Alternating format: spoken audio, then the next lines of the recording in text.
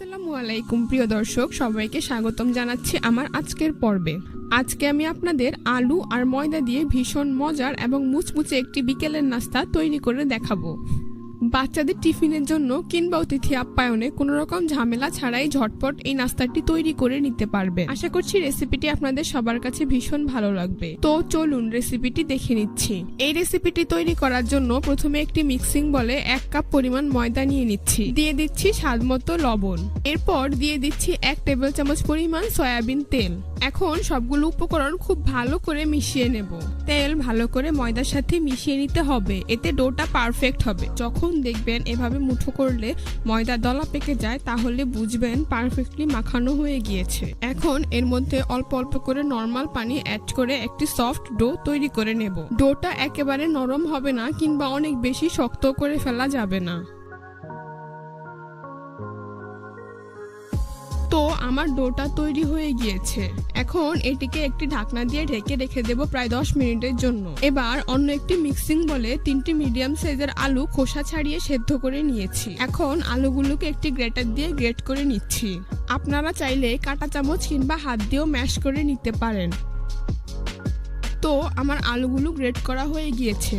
এখন এর মধ্যে দিয়ে দিচ্ছি 2 টেবিল চামচ পরিমাণ পেঁয়াজ কুচি, 1 চামচ পরিমাণ কাঁচামরিচ কুচি, 1 টেবিল চামচ পরিমাণ ধনিয়া পাতা কুচি, দিয়ে দিচ্ছি 2 চা চামচ পরিমাণ চিলি ফ্লেক্স, 1/2 চা চামচ পরিমাণ চাট মশলা, স্বাদ মতো লবণ।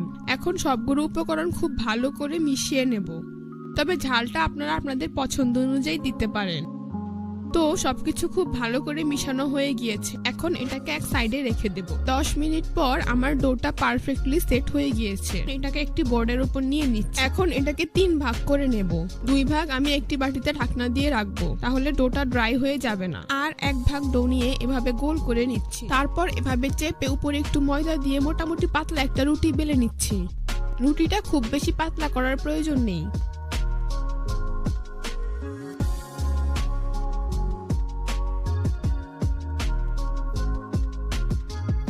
তো দেখুন আমার রুটিটা বেলা হয়ে গিয়েছে।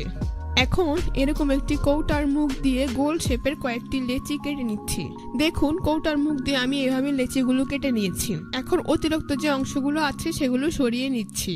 এগুলো দিয়ে আবারও একটি রুটি বেলে নেওয়া যাবে। তো এখানে আমি একটি লেচি নিয়ে নিয়েছি। এখন এর মাঝখানে পরিমাণ মতো আলুর পুর দিয়ে দিচ্ছি। তারপর লেচিটাকে ভাঁজ করে দিচ্ছি। আপনারা দেখে নিশ্চয়ই বুঝতে পারছেন কাজটি আমি কিভাবে করছি। এবার সাইড দিয়ে এভাবে আঙ্গুল দিয়ে চেপে দিচ্ছি। একটু ভালো করে চেপে 2 পাশ জোড়া লাগিয়ে নিচ্ছি। এখন এরকম একটি ছুরি দিয়ে এভাবে কেটে নিচ্ছি। তো এভাবে সবটুকু কেটে নেওয়ার পর এখন আমি 3টি অংশ একসাথে এভাবে চেপে দিব। তাহলে দেখুন খুব সুন্দর একটি ডিজাইন হয়ে যাচ্ছে।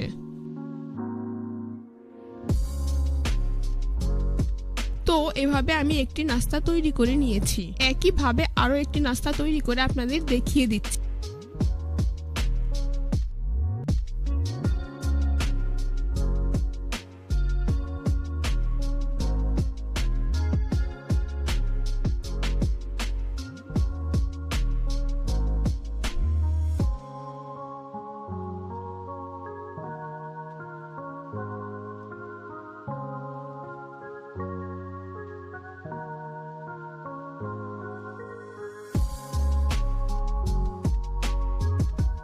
এভাবেই আমি সবগুলো নাস্তা তৈরি করে নিয়েছি। এখন এগুলোকে ভেজে নেব। সেজন্য চুলায় একটি ফ্রাই প্যান বসিয়ে পরিমাণ মতো তেল দিয়ে দিচ্ছি। তেলটা একেবারে গরম হওয়ার আগেই একে একে নাস্তাগুলো দিয়ে দিচ্ছি। এগুলো খুব বেশি গরম তেলে দেওয়া যাবে না। চুলার আঁচ মিডিয়াম টু লোতে রেখে নাস্তাগুলোকে ভাজতে হবে, তাহলে নাস্তাগুলোর কালার খুব সুন্দর আসবে। নিচের পাশ হালকা হয়ে আসলে নাস্তাগুলোকে উল্টে দিচ্ছি।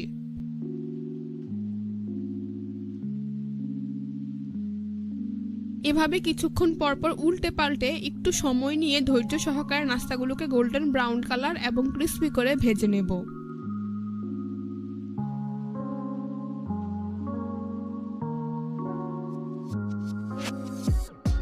দেখুন আমার নাস্তাগুলো ভাজা হয়ে গিয়েছে। খুব সুন্দর কালার চলে এসেছে। এখন ছাঁকনি দিয়ে তেল ছেঁকে একটি নাস্তার প্লেটে উঠিয়ে নিচ্ছি। সবগুলো নাস্তা আমি এভাবেই ভেজে নিয়েছি। তারপর পরিবেশন করে আপনাদের দেখিয়ে দিচ্ছি। দেখুন মাশাআল্লাহ, নাস্তাগুলো দেখতে কতটা সুন্দর এবং ক্রিস্পি হয়েছে। এটি খেতেও কিন্তু অনেক বেশি মজার হয়েছে। বাসায় একবার হলেও তৈরি করে দেখবেন। কেমন হয়েছে তা আমাকে জানাবেন। রেসিপিটি ভালো লাগলে অবশ্যই একটি লাইক দিবেন। চ্যানেলটি সাবস্ক্রাইব করার অনুরোধ জানিয়ে আজ এখানেই বিদায় নিচ্ছি। আল্লাহ হাফেজ।